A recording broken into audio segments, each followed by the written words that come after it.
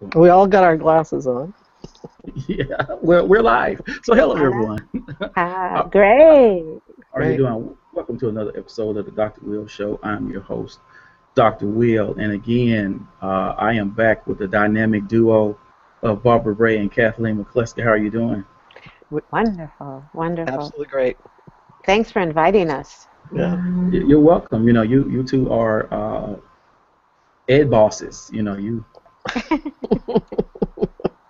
come down with the decrees of how it shall go down, That's right. and you have a new book coming out too, right? Yeah. Yeah. Yeah, we Yep. sure are. It's on the how, and we're going to tell you a little bit about it later. Yep. Awesome, awesome. So we have them back on the show. We're going to be talking about the stages of personalized learning environment. So I see that you have something new with that. Can you share why you decided to do it? Well, let me just say to you is that about 4 years ago, before we even created these stages of personalized learning, we had teachers contacting us and telling us, boy, my principal wants us to create a learner-centered environment. How do I do that? And so Barbara and I put our heads together and we said, we have to help teachers here. We have to show them that there is a process to get there, that just doesn't happen overnight. So we created the stages of personalized learning environments, and we most recently updated those, and I'll tell you why we did that too. So the stages of personalized learning, the first stage is what's called teacher-centered. And in that particular stage, this is where the teacher learns how a learner learns best, okay? Because the kids are doing what's called a personal learner profile. And this is where she's also giving more voice and choice because now she knows her learners a whole lot better. And we actually included a lot of new elements in our new stages because we were writing this book. So we were writing the book, we're saying, well, we have to change these stages because this needs to sort of really work together. And that's what happened there. And then in stage 2, this is where it's more learner-centered, and this is where the kids are really developing a personal learning plan. They're also co-designing the lessons and the rubrics with the kids. This is where the kids are having a lot more choice and voice in what they're doing. And the very last stage, and that's called learner-driven, and this is where the learner is really designing their own learning. The teacher is the facilitator and the guide on the side, and they're doing projects that they're very passionate about, in which they have really want to be able to share something out with the world, and there's a real purpose in their learning at this particular stage. So that just gives you a general idea about what the stages are. And but this has been a great guide, by the way, for lots of teachers. We've gotten lots of great feedback on the stages of personalized learning. So anyway, glad that you could ask that question. It was kind of exciting to share that with you. Awesome, awesome. So what is learner agency? Why is it important? And can you share how you are incorporating agency in the stages? Well, when we started doing a collaborative blog series on agency with the Institute for Personalized Learning, we realized that we were moving to self-efficacy, which is they're more self-directed and independent, which is that learner-driven, which is stage 3. And that's one of the reasons when we looked at our stages and said, maybe we need to update them because they really needed to apply to some of the new resources and tools that we are developing. And one is the personal learner profile. And we needed to say that in stage 1, you can develop this conversation with your learner so they can really get to know themselves, and that's where stage 1 is dipping your toes into personalized learning. And when you're building this agency, there's just strategies and ways that you can do that along the way. And we needed to do that, and that's why we revisited the stages and said it needs to make sense to teachers, especially if we're kind of redesigning what this environment means. And it was really fun for us to kind of look at things and say, it's okay because everyone's giving us feedback that maybe we we can revise this. And so one of the things about this collaborative blog series that we learned with, it was Jim Rickabaugh and Jean Garrity out of the Institute for Personalized Learning in Wisconsin. We learned that if we work back and forth and we can kind of get new ideas of what it means for learner-centered and learner-driven, we need to make it clear. And that's kind of what we did with the agency and with the new stages. I think that makes, I tried to pull it together. I'm trying to kind of think on the fly here. All right. All right. Okay. So you define developing learner agency with specific elements. What are those elements? Can you discuss a few of those elements? Sure. So we actually have 7 elements around learner agency, and I have I'm just going to put up a brief graphic so people can actually, I don't know, see this. I don't know if anyone can see this. Pull it back just a little. Okay. And up a little. There you go. There you go. So anyway, so let me just talk about each one of these, and but we're going to talk about 3 of those in a little bit more detail later on. But let me just give you sort of a brief overview of what they are. The first one is voice, and voice gives learners, really helps validate them as a learner when you give a learner voice. It encourages them, by the way, to participate and eventually to own and drive their own learning, because when kids have voice, they're more proactive in their learning. The next one is choice, and choice allows learners to make decisions that they own. And the goal, by the way, is to move from a participant who chooses from a menu of options in this choice, and we're going to talk about this a little bit later, to a self-directed learner, okay, who chooses the purpose for learning. The next one is engagement, and engagement has been found to be, let me say, a robust predictor of learner performance and behavior in the classroom. So let's say that engagement really refers to the degree of attention and curiosity and interest and passion that learners show when they're learning, okay, or being taught. Motivation is the next one, and it's really what drives our behavior, and it has really a great impact on learning. And while some people learn more by, outside influences, others may achieve more by their own personal aspirations. The next one is ownership. And ownership helps kids develop a sense of responsibility and self-motivation. And when learners are able to drive and own their own learning, it leads to greater engagement and intrinsic motivation for them to want to learn. The next one is purpose. Well, we talk a lot about purpose, but the purpose of learning is about learners being prepared for their future, okay, and reaching their fullest potential as lifelong learners. And we located a quote we think is really applicable here from John Kennedy, and he says, "Efforts and courage are not enough without purpose and direction."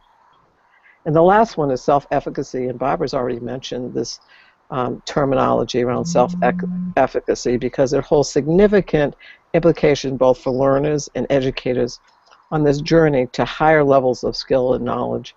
And this is where kids are truly able to really monitor their own progress, they're able to direct their own learning, and they are totally engaged just by learning itself. So anyway, that's what these 7 elements are. So let's talk about voice. Okay. What is it? What's look like in the classroom across the stages? Okay, I'm going to show you, I'm going to do what Kathleen did. I'm going to bring a graphic. We're very lucky, just to let you know. We work with Sylvia Duckworth, and she does sketchnoting. And she created this graphic, and let's see if you can see it. I'm going to tell a little bit about it, but it's on our website, which is personalizedlearning.com without the D. And I can kind of just explain a little bit about it. It's kind of hard without a PowerPoint, just kind of to put this in front of me, but but I'll share it with you. There are six along the continuum. And the way we got this is from a research report from students at the center with Tashalis and Nicola, who put together these six elements to lead to your own voice. And I'm just going to explain what they said and then how we adapted it. We found that the first one is expression. It's how you can express and offer your own opinions and how you might answer questions. So you might raise your hand.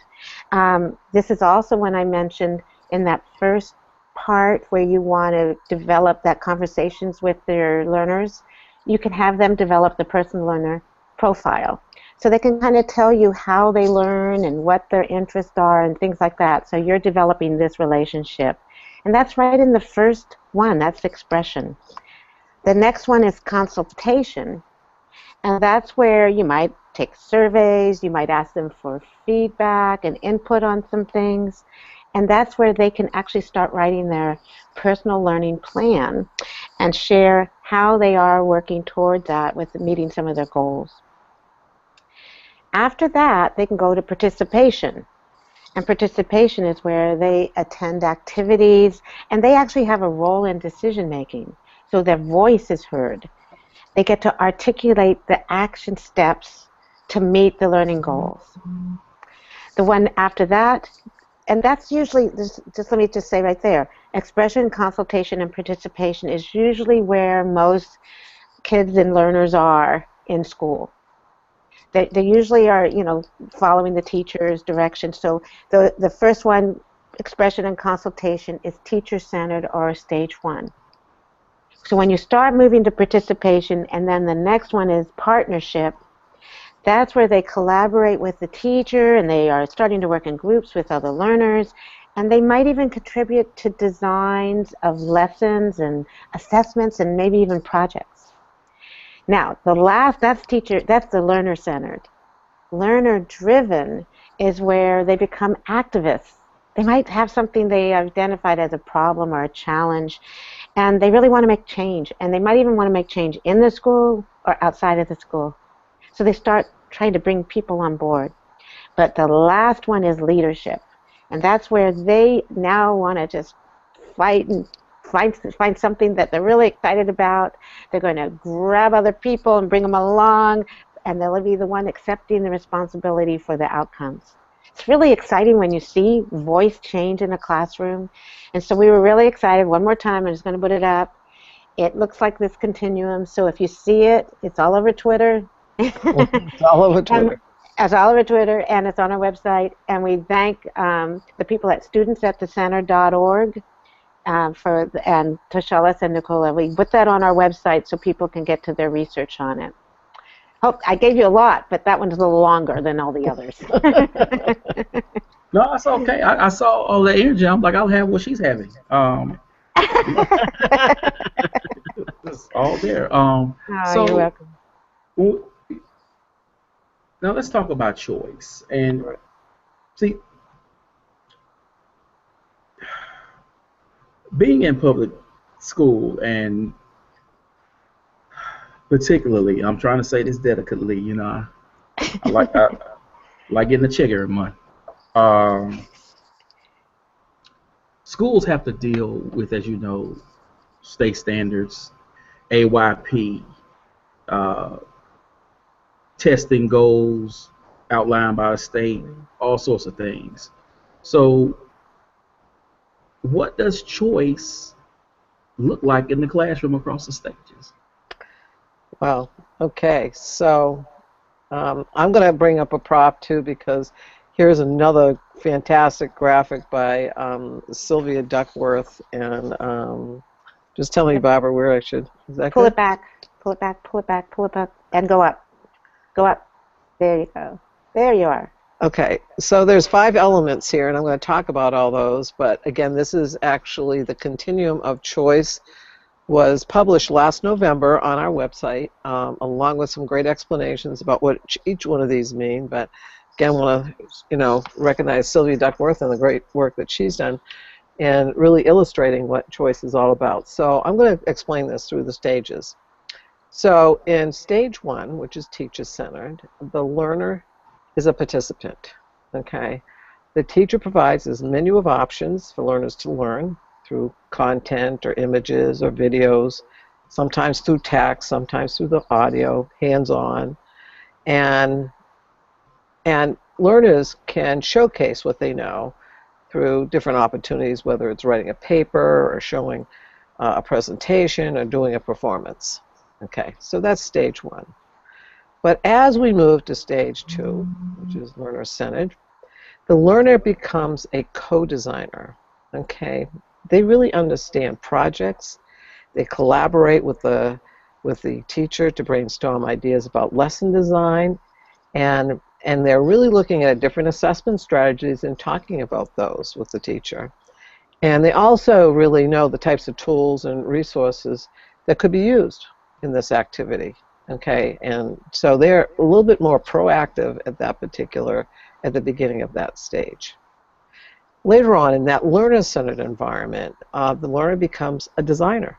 Okay, they choose the topics and directions, what they plan to design based on personal interests, questions generated individually or even with peers.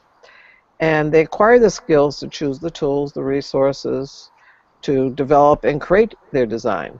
And the learner really guides the design of the learning, and they explore their interests, talents, and passions, because, you know, this is where kids are really getting engaged in this learner-centered.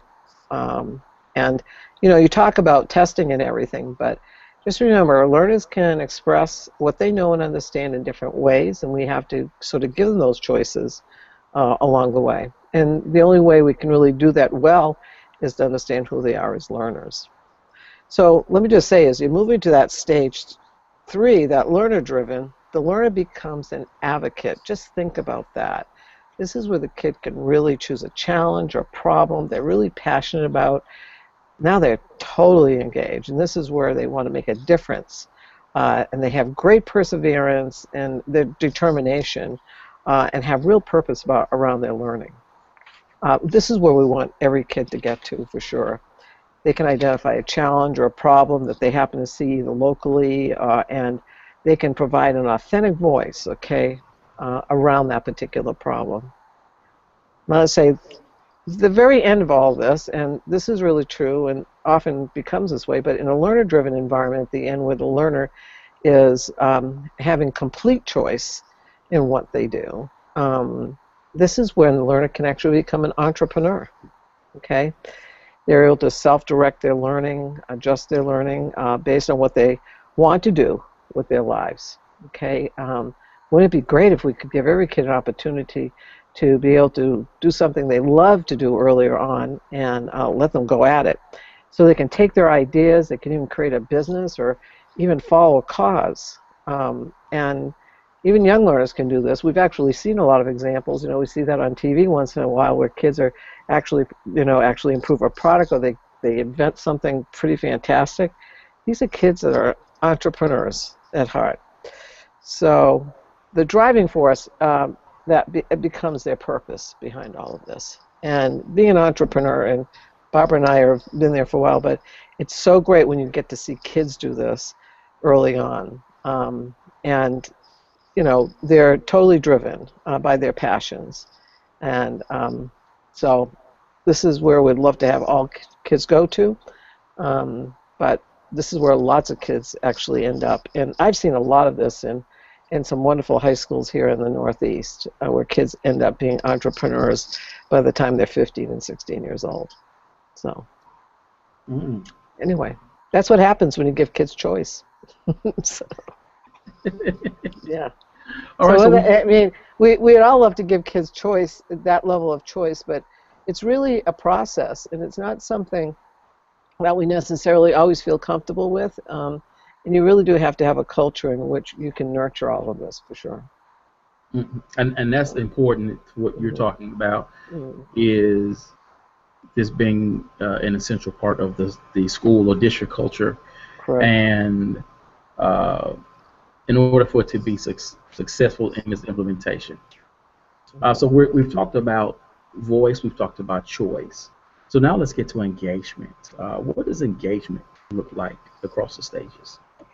Well, I'm going to go through the same kind of graphic, but you asked a question. Can I just go back a little bit about the concern about testing and all of that before I Go do ahead. the engagement, only because it is tough for teachers, and they're in a situation where they're in the traditional, we're in that teacher directed. A lot of them aren't even in teacher centered where we're talking in some of the first parts. So what we try to do and what we're trying to do in our new book is try to show strategies where there are some activities that they can do in the classroom to help give that voice and that choice so kids can take some of that responsibility over. The problem is with teachers right now is that they're held accountable. They're held accountable for the test scores. They're held accountable for everything that happens with those kids, and the kids need to be the ones that own it and take responsibility. And so there's a lot of teachers that are taking some risks, and we should applaud them. And I just had to put that in because that one question is things you said is I bet you there's a lot of teachers that feel that way that you're talking to. And we're talking about moving all the way over to stage 3 when there may not even be at stage 1 yet, right? So I just had to put that in only because I was concerned that we might not be answering that. And when we go into, when you look at voice, there are some things you can do that we said in voice that they could bring in right away by getting to know their kids. And one of the things was maybe the beginning of next year, take some time to get to know them. Stop for a little bit. Don't go right into teaching. Get to know who they are. About choice, try to figure out some ways where the kids can be involved in how they do that. So when I go into engagement, we're going to share with you some of those ideas. So that kind of just had to stop a little bit. Is that okay? I just No, want that's to. great. That's great. Yeah. Well, I just get worried because I know teachers out there are going, wow, this doesn't apply to me. But it does apply to you if there's a way you can then figure out a way to bring it in. And so that's why I want to do that. Now, engagement, we took it a little bit deeper. We go up a ladder now. You're going up that ladder. And this is another one from Sylvia. And she even came up with the idea of the ladder. And that means that you're moving from compliant all the way to flow. Now, we've taught everyone to be compliant. That's how school was set up. And it was set up for a reason for kids to really be workers, industrial manufacturer workers, and that's how the system was set. So that teacher-centered still kind of is that way where we're responsible and we have the kids and the learners follow the orders and do what they're told.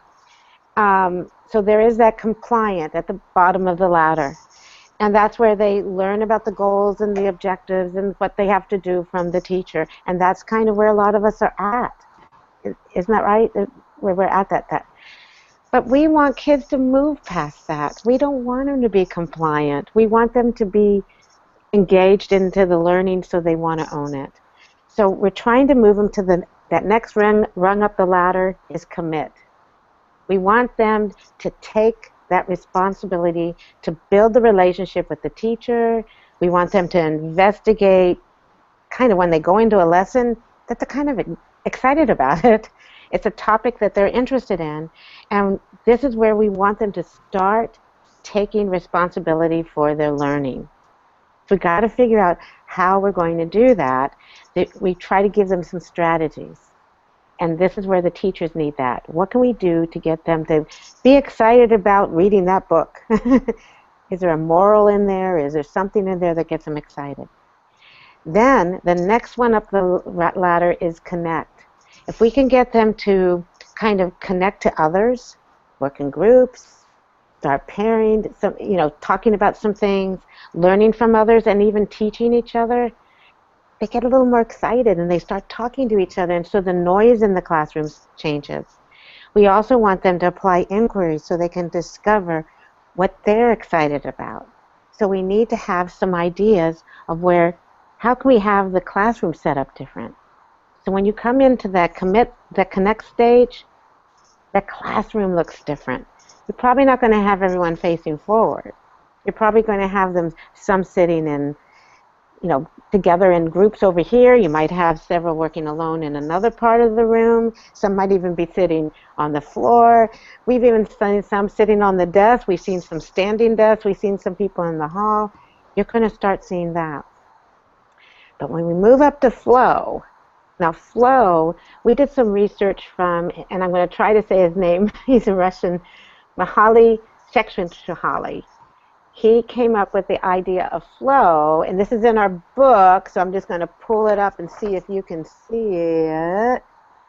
It's a chart that he created with the idea that if your challenge is low and your skills are low, you're kind of apathetic. You start worrying about what you can do. You're just anxious, and you might even be bored. That's how some kids come across. But when you're in flow with high challenge and you actually have the skills and you're given the opportunity, you're in that flow, you're all excited, and you're kind of like, I don't want to stop. The bell will ring, I don't want to go. I don't really want to go to recess, I want to keep on doing this kind of thing. And that's what all the teachers want. So that's what engagement kind of looks like. It doesn't happen all the time, and it doesn't happen right away with everything, but if you can get that wow moment, wow, for you and the kids, right? And that's what we want for the teachers, because we think they need that. That's where they're missing. I hope that helps. So I sort of want to bounce off of that for a minute about the wow moment. And the thing is, I think that teachers sort of need to recognize those wow moments in the classroom with their kids. And they really need to think about that because they have experienced wow moments. We do a course, and we've always had teachers tell us what the wow moments were, what the kids were doing, but always recognize what was happening when those wow moments occur in the classroom, because that is when engagement is really happening.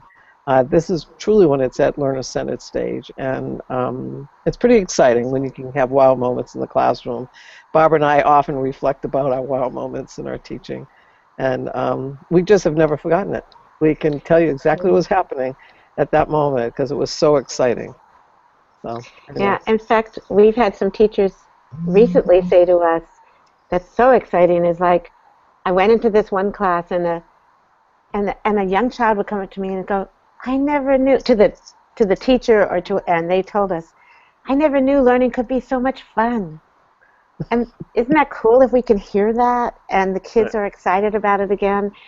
And it'll be good for teachers because it's with all this testing craziness and all this focus on making to cover the curriculum instead of discovering learning.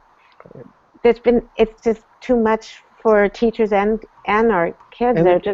They're dropping out, and we're burning out teachers because they get frustrated. So if we can make it so learning is exciting again, and it's something that you're creating these lifelong learners who just are hungry for it, isn't that a good place to be? That's what we want. I know that sounds. We are a little passionate about this. We got you smiling, Dr. Will. Oh yeah, oh yeah, oh yeah, oh yeah. So before we go, for those who are interested, how can they learn more about the rest of the elements? Well, we've already mentioned we have that exciting news that all of these elements, by the way, and all the graphics will be in our new book that will be coming out in October. We understand, and it's called How to Personalize Learning, a Practical Guide for Getting Started and Going Deeper. And so, but let me just tell you that we are going to be talking about these elements in our P-Learn chat this spring and summer. And our P-Learn chat runs every other Monday at 7 o'clock Eastern Standard Time. Our next P-Learn chat, by the way, is next Monday, April 4th, with David Truss, and he's going to be talking about voice, choice, and authentic learning. But we are going to be introducing each one of these elements in P-Learn chat as this next several months and before the book comes out so that people can jump in. And it's pretty exciting, the P-Learn chats, right, Barbara? I mean, we have an incredible audience, and the 1 hour flies. And we have to tell you that Pam Lowe, who is one of our team members, does just the most incredible job in making those P-Learn chats really exciting. And take a look, go to P-Learn chat or follow us, by the way, and you'll definitely get to see when we have those scheduled. But the next one's April 4th. Again, they're every 2 weeks. Barbara? Yeah, and Yeah, Dr. Will, we have to get you in one. Yeah, We yeah. get hooked, yeah, and share it. Because I mean, one of the things is, in fact, you've attended some because I know you've been jumping in occasionally, and I'm thinking we need to get Sylvia to share because she does some really exciting things too. And so we got to give a shout out again to Sylvia Duckworth for all the work she's doing, and to Corwin, who has really been helping us with our book. We have such an amazing following. We've been putting in some of the stories from that people have been sharing with us on our blogs. We have guest blogs that are up there, and we put some of them in our book. And we're just blown away how hard teachers work, and they need to be recognized. Mhm. And also some of the stories we actually are looking at bringing. Pam found this wonderful boy who's going to share eventually in one of the P-Learn chats and on a blog post. It's his title is called "It's My Education." Share it's kind of like kids hacking school. Kind of what do you mean? And so we're going to show what kids are doing too, and that's what we need to do is kind of celebrate what we're doing because everyone works so hard and they're all excited about it, but sometimes you never hear about it. Right, and that Awesome. young man, by the way, gave a passionate talk, a TED talk last year in Burlington Public Schools down in Massachusetts. That's like 45 minutes from my house, and I saw that a couple months ago, and Pam brought it up to us, and we said, "Wow, this kid says it like it is," and everyone should hear him. Every educator should hear this young man speak. His name is Tim. I can't remember his last Tim. Yeah, I Timmy. can't remember his last name. But we're Tim. going to get anyway. That's what we want to do. Is our job is to connect and share and tell the stories and get other people to tell their stories. That's kind of why we're still doing this, Yeah. and hopefully, if people come to us and say, "Wait a minute, tell my story." That's why we love that you came to us and said, Yeah. "Come on back." Well, we love coming back and doing your show, Dr. Will. So this has been great. Hmm. You definitely need to tell your story, for sure.